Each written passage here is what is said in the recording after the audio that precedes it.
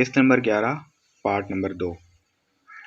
مسلمان جانوروں کی سی زندگی بسر کر رہے ہیں، کیا ہم ان عیسائیوں سے انتقام نہیں لیں گے؟ انتقام نہیں۔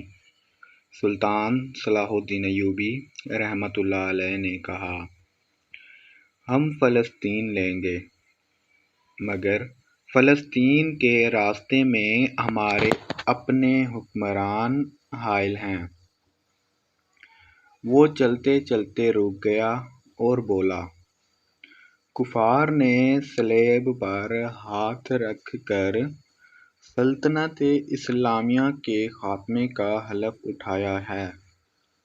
میں نے اپنے اللہ کے حضور کھڑے ہو کر اور ہاتھ اپنے سینے پر رکھ کر قسم کھائی ہے کہ فلسطین ضرور لوں گا اور سلطنت اسلامیہ کی سرحدیں افق تک لے جاؤں گا، مگر میرے رفیقو، مجھے اپنی تاریخ کا مستقبل کچھ روشن نظر نہیں آتا۔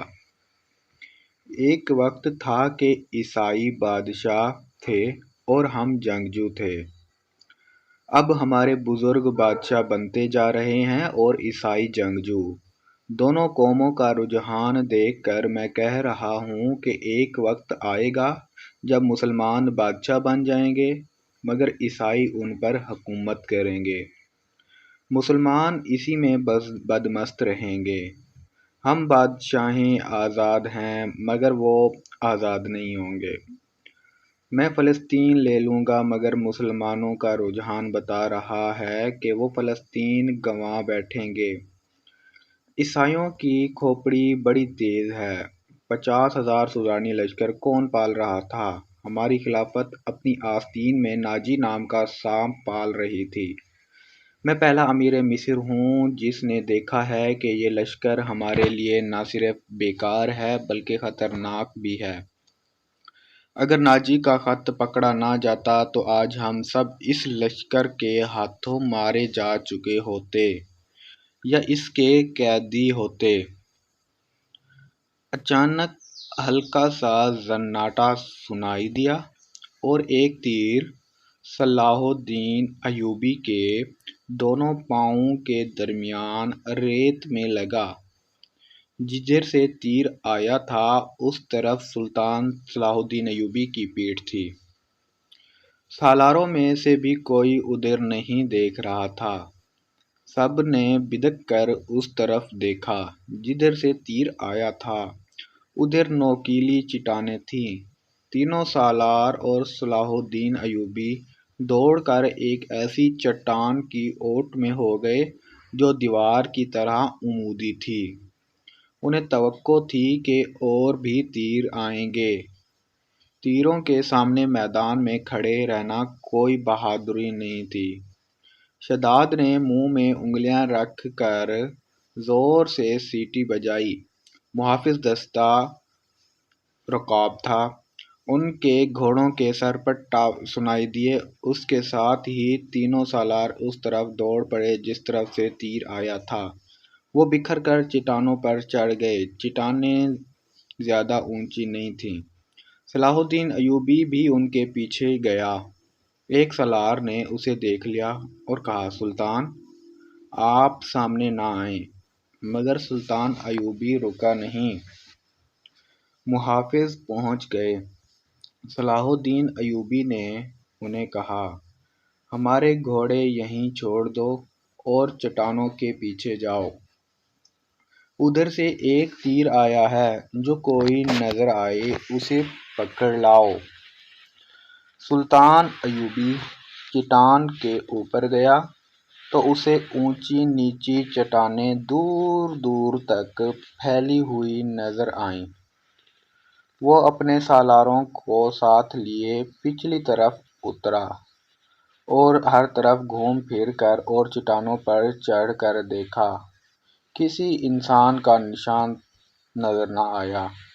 محافظ چٹانی علاقے کے اندر، اوپر اور ادھر ادھر گھوم اور گھوڑے دوڑا رہے تھے۔ صلاح الدین ایوبی نیچے اتر کے وہاں گیا جہاں ریت میں تیر گڑا ہوا تھا۔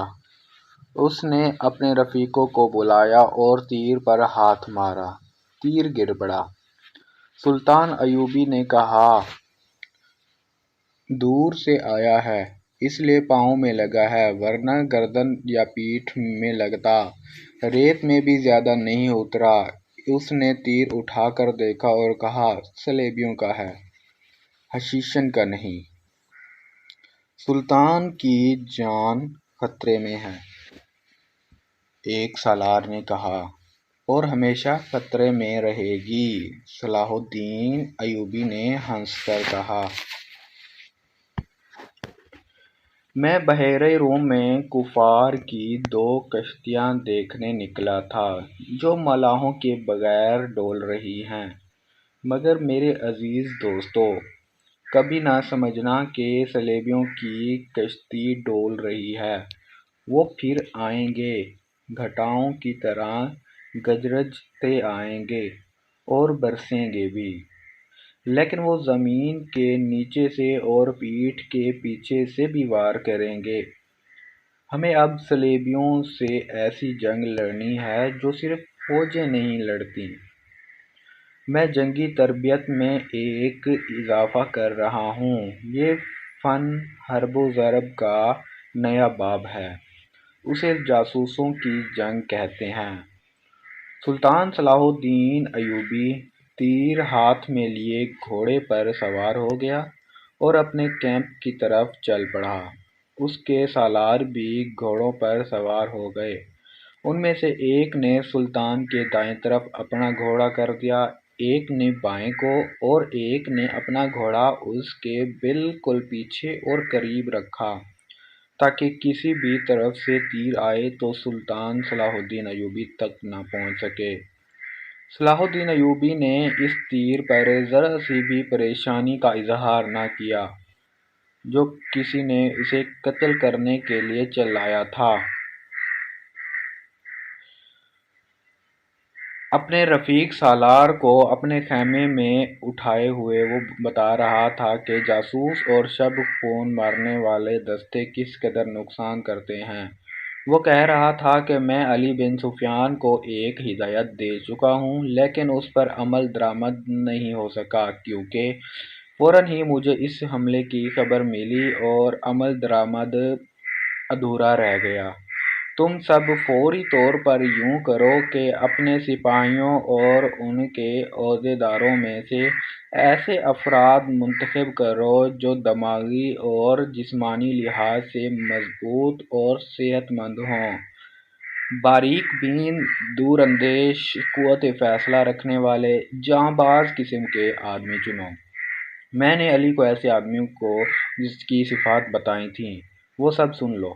ان میں اونٹ کی مانند زیادہ سے زیادہ دن بھوک اور پیاس برداشت کرنے کی قوت ہو، چیتے کی طرح جھپٹنا جانتے ہوں، عقاب کی طرح ان کی نظریں تیز ہوں، خرگوش اور ہرن کی طرح دوڑ سکتے ہوں، مسلح دشمن سے ہتھیار کے بغیر بھی لڑ سکیں، ان میں شراب اور کسی دوسری نشہ آور چیز کی عادت نہ ہو، کسی لالچ میں نہ آئیں، عورت کتنی ہی حسین مل جائے اور زر و جواہرات کے انبار ان کے قدموں میں لگا دیے جائیں، وہ نظر اپنے فرض پر رکھیں، اپنے دوستوں اور ان کے کمانداروں کو خاص طور پر ذہن نشین کرائیں کہ عیسائی بڑی ہی خوبصورت اور جوان لڑکیوں کو جاسوسی کے لیے اور فوجوں میں